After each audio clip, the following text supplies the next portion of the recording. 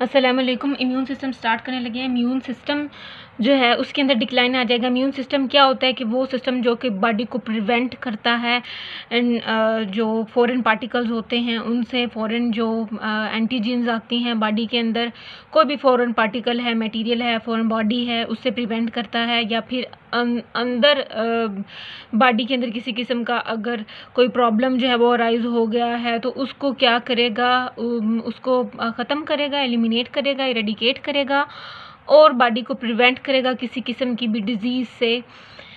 Then अब ये जो है इम्यून सिस्टम, इसके अंदर एक तो हम बात कर रहे हैं कि डिक्लाइन आ रहा है, दूसरा जो इन्फ्लामेशन है वो इंक्रीज़ हो जाती है। सिस्टेमिक इन्फ्लामेशन के चांस जो हैं वो बढ़ जाते हैं। जैसे कि मैंने लास्ट लेक्चर में बताया था कि जब इंट्रा एब्डोमिनल फैट होता है या पेरिटोनियम के अंदर फैट होता है तो वो कंट्रीब्यूट करता है इस बात को कि साइटोकाइंस डिफरेंट रिलीज़ हों, जैसे कि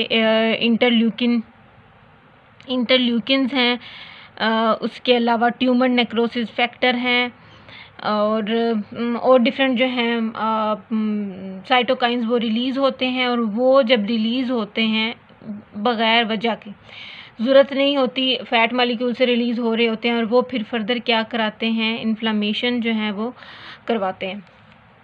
हमने अब जो इम्यून सिस्टम है, अगर सिस्टेमिक इन्फ्लामेशन चल रही है तो हमने उसको मैनेज कैसे करना है। हमने एक तो जो हम पर्सन है या पेशेंट है या आपका क्लाइंट है उसको अपनी एंटी इन्फ्लामेटरी ड्रग्स देनी है, एंटीऑक्सीडेंट यूज़ करवाने हैं और कैलोरिक रिस्ट्रिक्शन करवानी है। कैलोरी आपने उसकी रेगुलेट करनी है, ज़्यादा कैलोरीज़ ना ले, जितनी कैलोरीज़ ले रहा है उतनी उसकी बर्न भी हों, फिर वो फर्दर जो है इनटेक करे।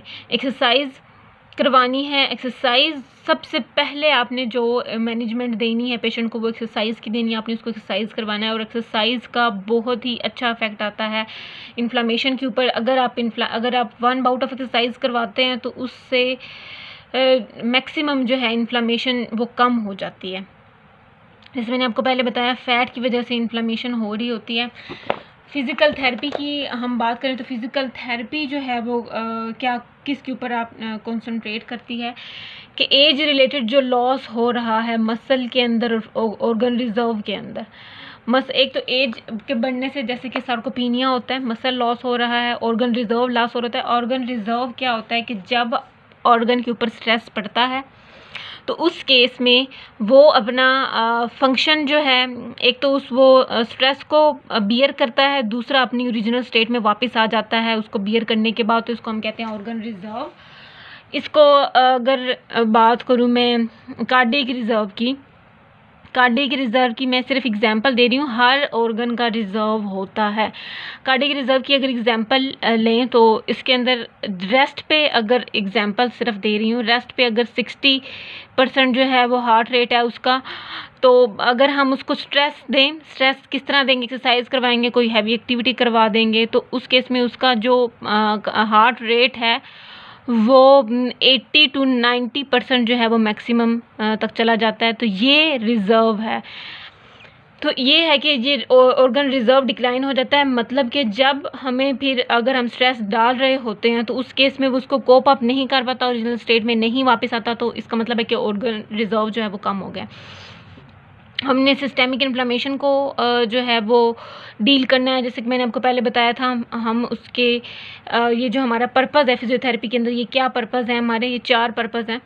तो एक तो सिस्टेमिक इन्फ्लामेशन को रिड्यूस करना है, एंटी इन्फ्लामेटरी ड्रग्स देंगे, इसके अलावा एक्सरसाइज करवाएंगे, हम सिस्टेमिक रिजर्व को इन्हेंस करवाएंगे। जैसे कि अगर कार्डियक रिजर्व को हम बढ़ा रहे हैं तो वहाँ पर हमने क्या करानी है, रेजिस्टेंस ट्रेनिंग करानी है पेशेंट को।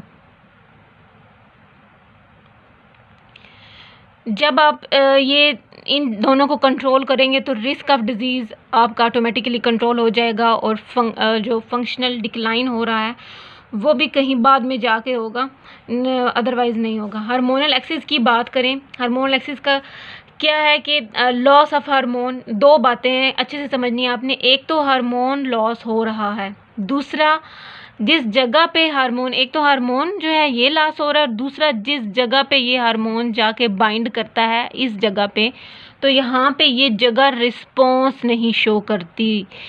ठीक है, अब जब ये अगर तो दो कंडीशन है, एक तो हार्मोन लॉस हो रहा है, दूसरा ये जो जगह है जहाँ जो बाइंडिंग साइट है हार्मोन की, वहाँ पे वो बाइंडिंग साइट ही उसको, अगर हार्मोन है भी सही तो अगर वो जाके बाइंड करता है तो वो उसको बाइंडिंग साइट ही उसकी जो है उसको रिस्पॉन्स नहीं देती। जब वो यहाँ पे बाइंडिंग साइट इररिस्पॉन्सिबल हो जाएगी तो उस केस में यहाँ पे कोई भी अंदर इंट्रा सेलुलर सिग्नलिंग जो है वो नहीं होगी। हार्मोन एक्सेस दोनों वुमेन और मेन के अंदर हार्मोन लॉस होते हैं। फीमेल के अंदर एस्ट्रोजन बहुत ज़्यादा लॉस होता है आफ्टर मीनोपॉज, और मेल के अंदर टेस्टोस्टेरोन।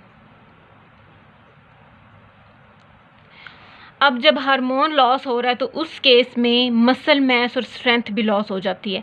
डिफरेंट स्टडीज़ की गई थी रैट्स के ऊपर, रोडेंट्स के ऊपर। एक उन्होंने स्टडी की थी, उसके अकॉर्डिंग ये था कि ओवरीज जो हैं, ये मैं आपको आगे बताती हूँ, मगर ये बात है कि हार्मोन के लॉस होने की वजह से मसल मैस और मसल की स्ट्रेंथ भी लॉस हो जाती है, क्योंकि हार्मोन के जो रिसेप्टर्स हैं वो प्रेजेंट होते हैं मसल्स के ऊपर, वो उसके ऊपर जो हैं एक पॉजिटिव इफेक्ट दे रहे होते हैं। तो उसके जैसे कि एसिटाइकोलिन वो हमारे पास एक न्यूरोट्रांसमीटर है। अब हार्मोन जो है वो क्या होता है कि रेगुलेट कर रहे होते हैं न्यूरोट्रांसमीटर को, इसके अलावा मसल की एक्टिविटी को। ट्रीटमेंट हम इसका किस तरह से करेंगे कि हार्मोन रिप्लेसमेंट थेरी जो है, हार्मोन रिप्लेसमेंट जो है थेरेपी वो करवाएंगे और एक्सरसाइज करवाएंगे। रिसर्च की गई थी, उसमें उन्होंने 4 ग्रुप बनाए थे। एक तो कंट्रोल ग्रुप था, दूसरा वो ग्रुप था जिसको सिर्फ हार्मोन रिप्लेसमेंट थेरेपी दी गई, तीसरा वो ग्रुप था जिसके अंदर hormone replacement therapy plus exercise दोनों दी गई, और चौथा ग्रुप था जिसके अंदर उन्होंने सिर्फ एक्सरसाइज करवाई थी। तो रिज़ल्ट क्या निकले थे कि जिनको हार्मोन रिप्लेसमेंट थेरेपी दी गई है और जिनको ये दोनों चीज़ें दी गई हैं, उनके अंदर जो है वो मसल की स्ट्रेंथ जो है वो इंक्रीज़ हुई थी, मसल मैस इंक्रीज़ हुआ था, और बोन जो है बोन मैस डेंसिटी जो है वो इंक्रीज़ हुई थी।